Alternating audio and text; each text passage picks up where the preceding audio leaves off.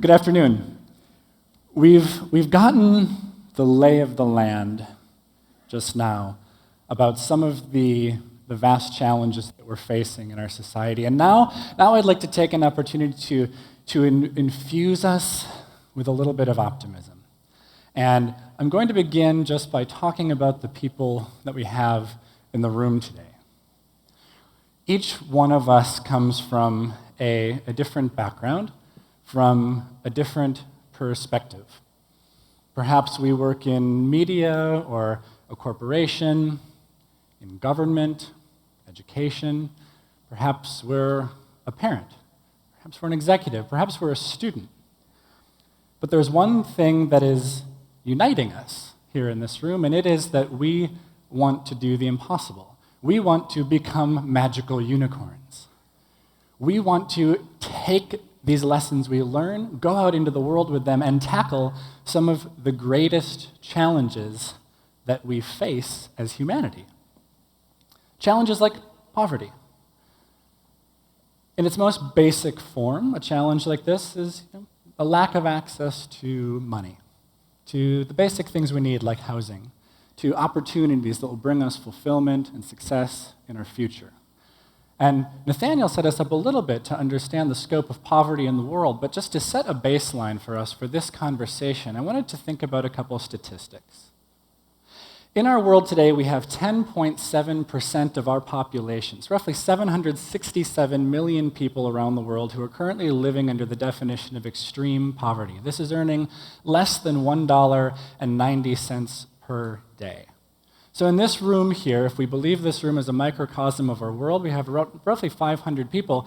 This means that everybody sitting in these tables right in the middle of the room, you're living in extreme poverty. Just stand up for me for a minute, right? Just to visualize this. Or don't, you can stay sitting too, it's fine. Everybody in the tables, in the middle of the room, you are in extreme poverty. And this isn't it. 28% of our world is living in what we call non-extreme poverty. This is living on less than $3.10 a day, or less than 2 coffees a day. This is another 87 of you. So everybody sitting here, right up in the front in the cushy chairs, you might think you have the VIP seats, but no, you are living in poverty. Beyond that, 48.7% of our world lives in an expanded definition of poverty, which means less than $5.50 a day.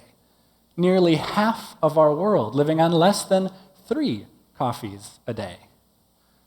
We could add an entire section of people in the back of the room. And then we might have an accurate representation of what our world looks like. But we're still forgetting developed countries. Most of what we're talking about now is in sub-Saharan Africa or Southeast Asia. Now we're going to add developed nations. And even across the 12 most developed nations in the OECD, we see an average poverty rate of 12.29% based on local economies. So when we put all of this together, we are literally looking at a world in which half of our planet is facing poverty based on the definition of the place that they live. So this is a pretty complicated issue. And each one of us wants to tackle these issues from our own perspective, wants to be that magical unicorn and go out there and actually take on these issues. But none of us can do this by ourselves. It's not just that simple. We can't just go out and fix a global problem.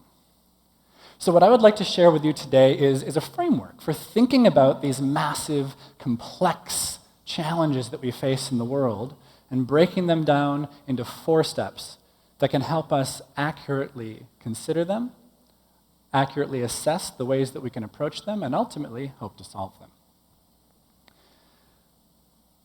There's a nuclear threat reduction center in Washington, D.C. It's called the Stimson Center. And several years ago, the Stimson Center conducted research to try to understand why the general public did not become more engaged in the really serious threats that we face in our world, like nuclear threat. And what they found was really fascinating. They discovered that the more serious a threat was portrayed to the public, the less likely people were to engage in that issue. So whether that is a threat like nuclear security or something like climate change, or indeed like poverty, the psychology behind this says that every one of us in our world thinks, well, if it is that serious, if this problem is so important, clearly someone must be taking care of it. And therefore, I don't need to. So one of the first and most important elements of tackling these types of challenges is to reframe them, because it's very difficult to tackle the problem when you focus on the problem. And instead, we need to set a goal. We need to set a future vision, a direction for us to follow of what we want to create in the world. We put that signpost in place. And with poverty, the way that we look at poverty is that what we actually want to create as a future is a world of equitable access to economic opportunities and to opportunities for self-fulfillment, where all people on our planet are free from poverty and able to thrive. Now, that is a lot of words, and it's very broad, but it is a vision that I think very, very few people could actually disagree with. And it's a vision that can motivate and can actually coalesce action. Step two, we need to break these complex challenges down into significantly smaller pieces. So we look at all of our major global challenges from three different perspectives. The first perspective is about provision of basic needs. How do we get the things we need to survive? The second perspective is about improving the quality of life. How do we get the things we need to thrive? And the third perspective is about resilience. It is about the mitigation of these future risks we might face. We have what we need to survive, we have what we need to thrive. Now, how do we stay there?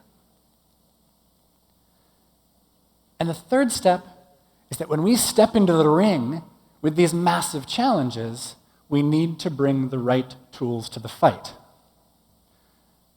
And we believe that the right tool for that fight is indeed technology. Our unique thesis is that when innovators bring technology into a problem space, they completely transform it. They disrupt that challenge in the same way that technologies can disrupt businesses, by lowering costs and by dramatically increasing the potential for impact. Technology disrupts challenges. When we think about the perspective of basic needs, delivering those things we need to survive, technology makes those solutions more scalable. When we think about enhancing the quality of life, technology makes those solutions more accessible. And when we look farther to the future, when we look toward resilience and mitigation of risk, technology accelerates our solutions because technology is inherently updatable and adaptable. It's sort of like the technological Swiss Army knife for all of these different things that we may face in the world. And finally, step 4 is about each one of us taking the right actions. And we'll come back to this a little bit later, but right now what I want you to challenge yourself to do in the next 20 minutes is to be imagining how you can pick up these tools in your own line of work, from your own perspective, from your own background, and use them to supercharge yourself. Use them to amplify the work and the good that you are doing in the world, to apply them to various challenges. So, to recap, we have this group of magical unicorns. We are going to set ourselves on a path to a future that we can all agree on. We're going to think about our challenges from multiple perspectives. We'll bring these right tools to the fight and leverage technology to enhance our solutions. We are going to take the right actions, and in the end, if all goes well, we will actually be able to see ourselves tackling some of the most daunting challenges in our world. So let's consider poverty, and let's begin. The first stage is to set that signpost.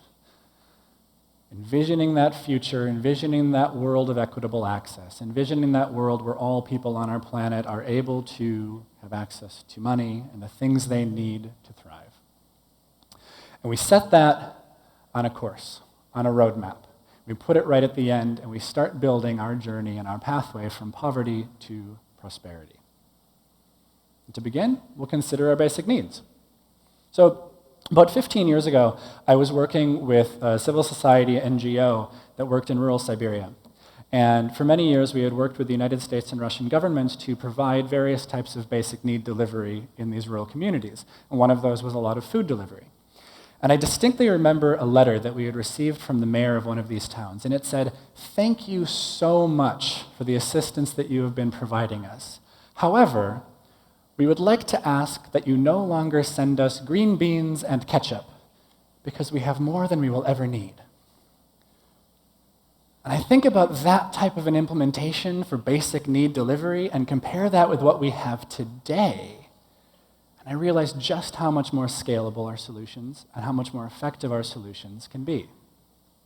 So take an example like this company, Hands-Free Hectare, which has planted a 1-hectare barley field that can be planted, cultivated, harvested, delivered, and sold without any human intervention.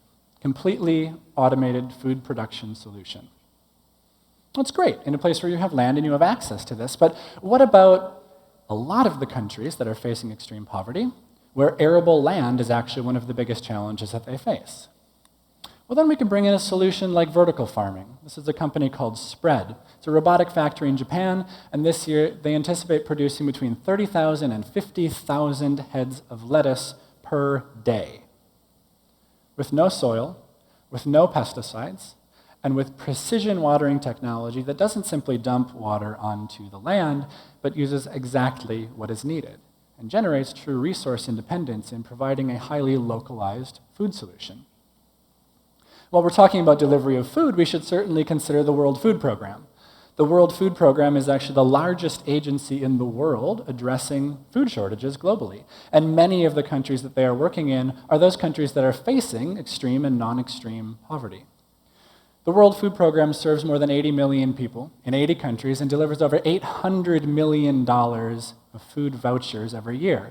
And in many of these places where the World Food Program works, some of the most daunting challenges they face are around trust, verification, and corruption. So the World Food Program has actually implemented a blockchain-based verification and distribution system that allows them to completely bypass all of those bureaucratic processes and begin to deliver their food aid directly to the people who receive it. And they intend to scale this, to use this technology to scale their food response to 500,000 refugees globally by the end of 2018. Some of these same people receiving this aid are also part of the 1.6 billion people on our planet who have inadequate housing, major component of poverty. In 2014, McKinsey conducted a study to determine exactly how much it would cost to house all of the world's unhoused people. Their estimate was that we'd be looking at about $10 trillion to actually solve the world's housing shortage. It was in 2014. Now, in 2018, this company, Icon, received a permit to build the first truly scalable 3D printed home, the home you're looking at right here, which can be produced in 24 hours for the cost of $4,000. And from one single innovation, that estimate from 2014 was reduced by $8 trillion. From one technological intervention to scale a basic needs solution in this problem space, an $8 trillion industry that effectively puts all of that money directly back into the pockets of those around our world who are suffering from poverty. So when we come to our roadmap and we look at this first section of it, what we're really thinking about is it's really digitization of the dependent industries. We're looking at digitization of food and water and shelter and the ability for on-demand food and protein production no matter where you are in the world. And we also can look to things like blockchain to be providing both identity and property rights. And we can project a little bit out into the future and set a goal for ourselves.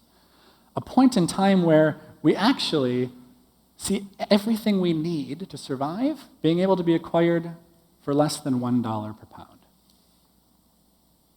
So when we think about solutions that are going to be most effective in delivering basic needs, we look to those solutions that focus on scalability, those solutions that focus on resource independence, and that generate new markets while they are creating solutions. My personal watch list in this space is really focused on rapid manufacturing, blockchain, and biosciences. So we have what we need to survive. Now what about that next piece? What we need to thrive, looking at enhancing the quality of life.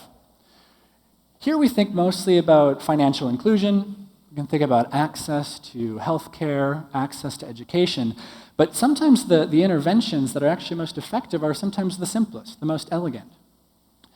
The World Value Index publishes an annual list of the most impactful brands in the world based on a globally conducted survey.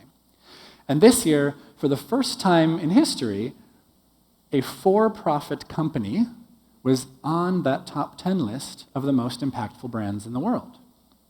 Now, the researchers were a little bit perplexed about this, so they dug deeper into the data, and they discovered that the placement of Amazon on the top 10 list of the most impactful brands in the world was driven primarily from those in low-income communities. Because for somebody living in any definition of poverty, the ability to get what you need when you need it, items of high quality, delivered to your door at a price you can afford, can completely transform your life. So a simple intervention like the automated delivery of goods from a global marketplace can be transformational for somebody living in a low-income situation. And it's true, definitely, that Amazon and companies like them, Alibaba and others around the world, they are really accelerating the scalability of these things we need to survive. But what about thriving? So Arist is a company based in Boston, and they are looking at expanding access to education. They're working to build the world's first SMS-based university, working with university professors around the world to actually deliver university-level courses through text messages to anybody in the world for $8 a month. Or we see companies like 360 Ed in Myanmar, completely revolutionizing a 30-year-old education system in Burma through the use of augmented and virtual reality. And they're delivering cutting-edge, high-quality learning this year to 1.3 million students across their country for the cost of $12 per student, creating massive savings, all new markets, while also accelerating access to the things we need to thrive. What about access to healthcare, a critical element in achieving prosperity? Matternet is one of the first companies out there that actually worked in drone delivery, and they're perfecting last-mile delivery of medical supplies, vaccines, critical goods to communities that currently don't have access to them. We can think about access to that shelter, where companies like Regen Villages, one of Singularity University's Global Grand Challenge Award winners from a couple of years ago, was just permitted to build the world's first completely sustainable eco-village in the Netherlands. A village that actually produces its own energy, produces its own water supply, grows its own food, and not only does it provide that to you as a resident, but it actually produces a surplus, which is sold back to the local market to pay your mortgage for you. Imagine living in a house that pays you to live in it, accelerating access to housing for people all over the world. I think financial markets are a big question when we consider our roadmap to prosperity. And cryptocurrency, of course, today is a bit of a buzzword. So let's consider for a moment Venezuela. We all know that Venezuela has been experiencing a period of extreme political and economic instability. By the end of this year, Venezuela's inflation rate is projected to reach 1 million %. And if we look back over the past couple of years, the Bitcoin Bolivar exchange rate has been on an exponential upward trajectory. This chart ends at the end of 2016, and it's continued in this exact fashion for the past 2 years, because people en masse in Venezuela are looking for a solution that can actually create market stability where there is none. And just 2 days ago, in this country, where the largest denomination of currency, 100,000 bolivar, is actually not enough to buy even a cup of coffee, a group of citizens organized online under the name Crypto for Venezuela conducted an online fundraiser entirely in cryptocurrencies simply by posting their public keys online, and they were able to raise enough money in a relatively stable currency that 2 days ago they could deliver access to clothing and school supplies for over 500 students in their country.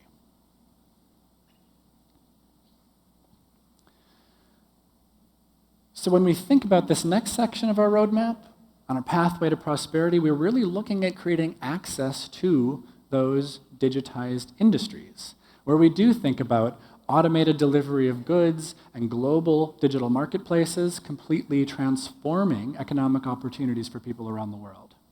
Where we think about housing becoming something that can actually be self-funded and completely self-sustaining. Where blockchain is able to eliminate corruption. It's a world where open education platforms for the world can be created to actually create access to quality learning experiences for anyone, anywhere. Where delivery, more effective delivery of vaccines and medical supplies could lead us to a future where communicable disease is actually eradicated. And when universal 5G connectivity brings this world closer together and makes all of these solutions a reality for more people. But there's also this potential point in the future where currency may become completely obsolete, where we'll have entirely new types of financial markets using digital financial inclusion tools that create a new global economy.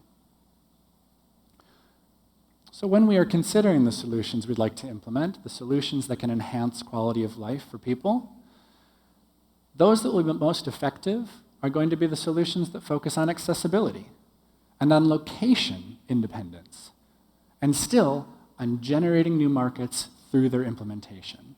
My watch list here, when I think about the delivery of solutions that enhance quality of life, are focused on automation, AI, and advanced networks. So we have what we need to survive, we have what we need to thrive, and now, of course, we want to stay there. We want to actually promote resilience in our societies and in our world. And the first thing to come to mind for most of us here is the issue of technological unemployment. Just as an example, we have the shipping industry globally rapidly becoming automated, and millions of people are employed here. We know they'll be out of jobs. That's just one industry. And we have some great solutions that actually are being implemented, where we see companies like Google partnering with NGOs to launch digital skills training for millions of people. But I don't think that's quite enough. I want to tell you a story about one organization that I think is doing remarkable work in considering the question of resilience, and that's the United Farm Workers of America. So United Farm Workers represent all of the migrant farm workers that work in agriculture in the United States. And they're very aware of this future disruption that is coming to their industry. So they've taken a moment and they've said, what is this going to mean for the future of our members? For the future of these people whose livelihoods completely depend on the ability to work in agriculture. This is what they know. And they said, digital skills training doesn't seem to be enough. It's not going to cut it. And instead, they took a step back and they reimagined what it means to be a farm worker and said, you are not a farm worker, you're an expert at enabling production of food. It's an interesting twist. So now instead of thinking about digitally retraining these members for different jobs, they're actually beginning to position them as the most credible and the most valuable people in the world to consult on the automation and roboticism of agriculture. So imagine going from being a migrant farm worker to being a consultant for one of the largest tech companies in the world, and you actually don't need digital retraining. You simply need to reimagine the way that your own skills can be applied. So when we look at this last piece of our roadmap, we're really focused on the adaptability of our structures, where we do see a future where we have things like retraining centers for people who are displaced. And we have a future where maybe we're actually applying new types of neural mapping to help people illuminate what they should do in their future.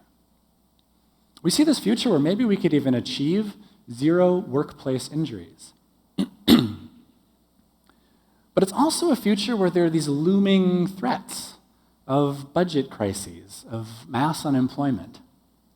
And this isn't just about people not having jobs, but what happens when the last pension check is cut? What does that mean for us? And this makes us take a step back and really re-examine our social support systems, implementing solutions perhaps like universal basic income, or looking at our taxation structures and starting to tax robots and automation instead of taxing employment and employees. Where our corporations can reconsider the way that they are structured. So our corporations are providing new types of incentives to their employees who are training and developing the algorithms or the robots that are going to replace them in the future. So that once they are displaced workers, they hold equity in that company and in that technological creation, and they can continue deriving value from the value they offered. And I think it's a time for our governments also to reconsider the way that they interact with technology and the way they interact with their people. Where governments can invest in infrastructure, and governments can very squarely position themselves to align an entire nation behind massive transformation. Embracing things like open data and quantum computing to create predictive algorithms to actually determine what the future of our economies might look like. So if we want to be resilient, what are the solutions we should look for here? The solutions most effective here are really focused on adaptability and updatability. And not just adaptability and updatability of our technology, but of ourselves as humans. And the creation of new structures for our businesses, for our governments, for our society. I get excited here about how we can really work with policymakers to prepare our countries for this future, how we can look to neuroscience to point us in new directions, to find our role in the world, and how quantum computing can open up new avenues around data processing. But ultimately, this is a big question mark. This future is just a question, and it brings us face to face with a lot of uncomfortable discussions we kind of have to have with ourselves about what it actually means to be human in this future that's mediated by technology. Questions about how we as individuals, as we move through this roadmap, will continue to provide persistent value to the societies that we are part of. So this map, these are just suggestions. These are really just a few of the possible benchmarks, a few of the possible goals, a few of the possible implications and considerations that we have in our future. But this brings me back to step 4, which is about every one of us in this room and how we need to take the right action. Whether you work in media or investment or a corporation or government or academia or a researcher or you're 12 or you're 112, it doesn't matter. Everybody can find a pathway to connect the work they do with the creation of these futures. I like to think about 6 different ways that we can really look to apply ourselves to these roadmaps to impact. We could go form new organizations, maybe launch a startup or a company or an NGO. We could innovate within our existing organizations, in our companies or our ministries or our schools. We could launch research and development. Perhaps we can take on a broad public media or education campaign. We could address policy, for sure. We could mobilize resources through incentive competitions or investment. We have 6 different pathways we can take. There are at least 6 different kinds of stakeholders in this community. We have 12 massive global challenges that we could tackle. It's more than 400 different individual pathways right there that you could pursue to be part of these futures that we seek to create, to be part of a roadmap from poverty to prosperity, or a roadmap to a future in learning or energy or food or environment or anything you might choose. So I really just want to leave you with 3 ideas. And the first is that when you're considering how to invest your time and your money and your energy, look to those solutions that will be most effective in increasing scale, in increasing access, and in increasing resilience. And project yourself to the future, be aware of the trends that are coming, and imagine what they're going to look like so that today we can actually leapfrog some of those current solutions and move right into a future that's far more effective.